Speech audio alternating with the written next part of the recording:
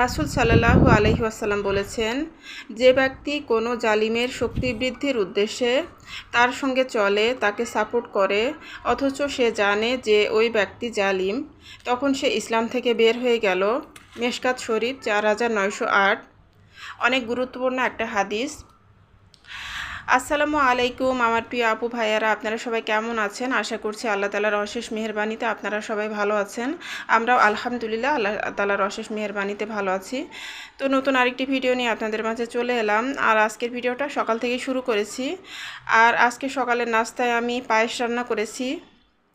তো আমার পায়েস রান্নাটা হয়ে গিয়েছে। আর আমার হাজব্যান্ড পায়েস দিয়ে পরোটা দিয়ে খেতে অনেক পছন্দ করেন।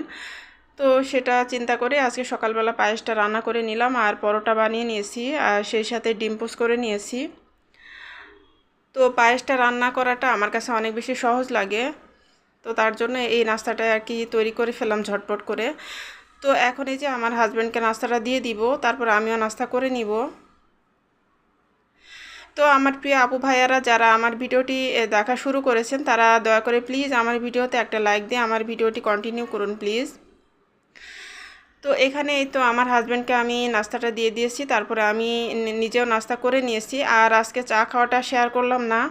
তো আমি তো নাস্তা করে নিয়ে তারপরে বেডে চলে আসি, চা বানিয়ে নিয়ে তারপরে বেডে বসে আমি চাটা খেয়ে নিয়ে রিল্যাক্স করে চাটা খেয়ে নিই। আর আপুদের ভিডিও দেখি, এছাড়া অন্যান্য যে রাজনৈতিক নেতা রাজনৈতিক কিছু ভিডিও টিডিও আছে, দেশের সংবাদ, সেগুলোও দেখি। তো রিল্যাক্স করে আর কি আমি চাটা খাই। তারপরে যে আমি এখন আমার বেডটা গুছিয়ে নিতেছি। তো বেডশিটটা চেঞ্জ করতে চেয়েছিলাম, কিন্তু আসলে এখন আর সময় নেই অতটা, আবার দুপুরবেলা রান্না করতে হবে। আর আজকে কালাভুনা, গরুর কালাভুনা আবারও রান্না করব, যেহেতু আমার মেয়েটা আবার অনেক বেশি পছন্দ করে।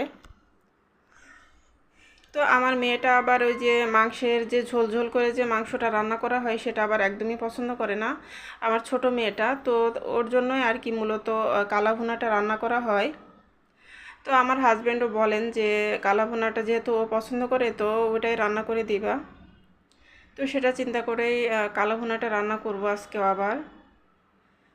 তো এই তো কথা বলতে বলতে আমার বেডটা গুছিয়ে নেওয়া হয়ে গিয়েছে। তো আমি এখন বেডটা গুছিয়ে নিয়ে তারপরে কিচেনে চলে যাব রান্না করার জন্য। তো এই তো,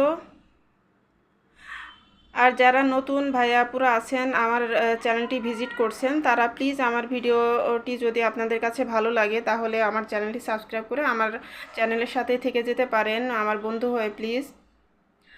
আর আমাকে একটু সাপোর্ট করতে পারেন, আমিও ইনশাল্লাহ আপনাদেরকে সাপোর্ট করব। আর আপনারা আমার কমিউনিটিতে প্লিজ ছোট করে একটা কমেন্ট করে জানাবেন যে বন্ধু হলাম, আর আমিও সময় মতো 24 ঘন্টা পর আপনাদের চ্যানেল সাবস্ক্রাইব করে নিব। আর আমার ভিডিওতে প্লিজ লিখবেন না যে বন্ধু হলাম বা সাবস্ক্রাইব করলাম, প্লিজ ভিডিওর কমেন্ট বক্সে এগুলো লিখবেন না, এগুলো লিখলে সাবস্ক্রাইব কেটে যায়। তো এই তো আমি এখন কিচেনে চলে এসেছি, আর আজকে পুঁইশাক রান্না করে নিতেছি। পুঁইশাক দিয়ে মাছের মাথা দিয়ে আর মাছ দিয়ে রান্না করে নিব। তো পুঁইশাক তরকারিটা তো আমার কাছে অনেক বেশি ভালো লাগে, পুঁইশাক আমি অনেক বেশি পছন্দ করি। তো আমি আসলে সব কিছুই পছন্দ করি, আমার অপছন্দ বলে আসলে কোনো কিছু নেই। হালাল যত ধরনের খাবার আছে আমি সব ধরনের খাবারই খাই এবং আমি পছন্দ করি। তবে আমি শাকসবজি মাছ এগুলোই বেশি পছন্দ করি, মাংস মানে মাংসের তুলনায় আর কি, মানে রিচ ফুডের তুলনায় আমি নর্মাল যে সাধারণ খাবার সেগুলোই আমি অনেক বেশি পছন্দ করি। তো এই তো আমি কালাভুনাটা বসিয়ে দিয়েছি। তো আজকে আর আমি সেভাবে শেয়ার করিনি, কারণ আমি অনেকবারই শেয়ার করেছি কালাভুনা রান্না, তো এই কারণে আর আজকে সেভাবে শেয়ার করতেছি না। তো আমি কালাভুনাটা সব ধরনের মশলা দিয়ে হাতে মেখে তারপরে বসিয়ে দিয়েছি। আর এই তো এটা এখন নাড়াচাড়া দিয়ে তারপরে জালটা কমিয়ে আমি রেখে দিব, যতক্ষণ সিদ্ধ হয়ে তারপরে একদমই ভাজা ভাজা হয়ে না যায় ততক্ষণ পর্যন্ত আমি রান্না করে নিব। আর মাঝে মাঝে আমি ঢাকনাটা খুলে তারপরে নাড়াচাড়া করে দিব। তো আসলে যে হাদিসটার কথা আমি আপনাদের সাথে ফার্স্টে শেয়ার করলাম, যারা জালিমদের শক্তি বৃদ্ধির উদ্দেশ্যে তাদের সাথে চলে এবং তাদেরকে সাপোর্ট করে, তো তারা কিন্তু ইসলাম থেকে বের হয়ে যায়, মানে তারা আর মুসলমান থাকে না, তারা কাফির হয়ে যায়। তারা জানে যে আসলে ওরা জালিম, ওরা অন্যায় করতেছে, তারপরেও তাদেরকে সাপোর্ট করে যাচ্ছে। তো আমরা যারা সাধারণ মানুষ আছি তারাও কিন্তু আমরা এই হাদিসটার কথা চিন্তা করতে পারি বা আমরা মাথায় রাখতে পারি যে আসলে যারা জালিম, যারা জুলুম করে, নিরীহ মানুষের উপরে অত্যাচার করে, আমরা কখনোই কিন্তু সেই অত্যাচারী মানুষদেরকে পক্ষে আমরা কখনোই দাঁড়াবো না বা আমরা তাদেরকে কখনোই সাপোর্ট করব না। আর এটা কিন্তু ইসলামিক শিক্ষা না, এটা এটা কিন্তু একজন ইমানদার মানুষের কাজ না। আপনি যে মজলুম, যে অত্যাচারিত হচ্ছে, অবশ্যই আপনি যদি একজন ইমানদার মুসলমান হয়ে থাকেন তাহলে কিন্তু আপনাকে অবশ্যই সেই অত্যাচারিত ব্যক্তির পাশে আপনাকে দাঁড়াতে হবে। আর একজন মুমিন ব্যক্তির পরিচয় হলো যে আপনার প্রথম কর্তব্য হলো যে আপনি সৎ কাজের আদেশ করবেন আর অসৎ কাজের বাধা দিবেন। তো আপনি যদি অসৎ কাজের বাধা দিতে আপনার গায়ে শক্তি থাকে তাহলে আপনি শক্তি দিয়ে বাধা দিবেন, আর আপনি যদি সেটা না পারেন তাহলে আপনি মুখ দিয়ে বাধা দিবেন। আর যদি আপনি সেটাও না পারেন তাহলে আপনি মনে মনে তাকে ঘৃণা করবেন, কিন্তু তারপরেও আপনি একজন জালিমকে কখনোই সাপোর্ট করতে পারেন না। এটা একজন ইমানদারের পরিচয় না, এটা মানবিক এবং ইমান বা ইসলামের কোনো দিক থেকে এটা সাপোর্ট করা যায় না। তো এই জিনিসগুলো আমাদের অবশ্যই মাথায় রাখা উচিত।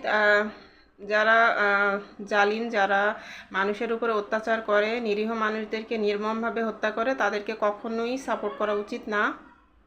সব কিছুর উপরে মানুষের জীবন, আর মানুষের জীবনের উপরে কিন্তু কোনো কিছুই নেই।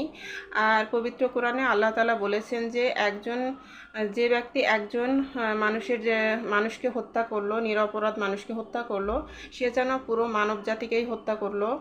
আর যে ব্যক্তি একজন মানুষের জীবন রক্ষা করলো, সে যেন পুরো মানব জাতিকেই রক্ষা করলো। তো যাই হোক, এই বিষয়গুলো আমাদের অবশ্যই মাথায় রাখতে হবে। আমরা যেহেতু মুসলমান, তো আমাদেরকে অবশ্যই ইসলামের রুলসগুলো ফলো করতে হবে। তো এই তো আমাদের দুপুরের খাবার দাবার, আমার মেয়ে ফার্স্টে, আমার ছোটো মেয়ে খাবার নিয়ে নিয়েছে, আর এখন এই যে আমার বড় মেয়ে নিয়ে নিয়েছে। আর সকালবেলা যেহেতু আমি খিচুড়ি রান্না করেছিলাম, তো সেই খিচুড়িটা অনেকটাই রয়ে গিয়েছে। তো আমার বড় মেয়ে খিচুড়ি দিয়ে মাংস দিয়ে এখন খেয়ে নিবে। আর গত ভিডিওতে যে আমি দেখিয়েছিলাম যে সকালবেলা আমি খিচুড়ি রান্না করেছিলাম, তো সেটা হচ্ছে যে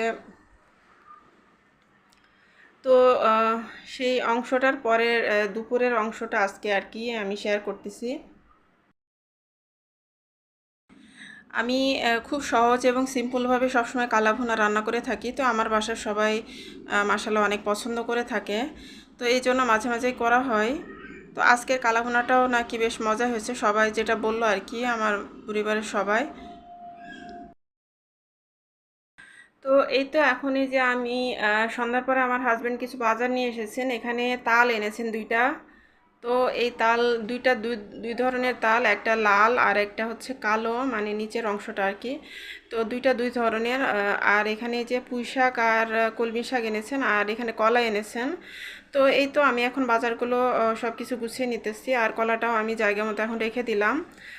তো আজকে সন্ধ্যার পরে আমার ছোট ভাই আসবে। তো আমার ছোট ভাই এই যে চলে এসেছে, তো ও খাবার অর্ডার করেছে আমাদের জন্য।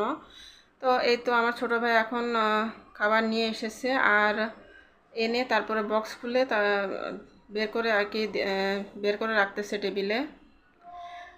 তো ও আসলে আমাদেরকে খাওয়াচ্ছে বিজয় উপলক্ষে, যেহেতু আমরা বিজয় লাভ করেছি, আমাদের দেশটা আর কি স্বাধীন হয়েছে।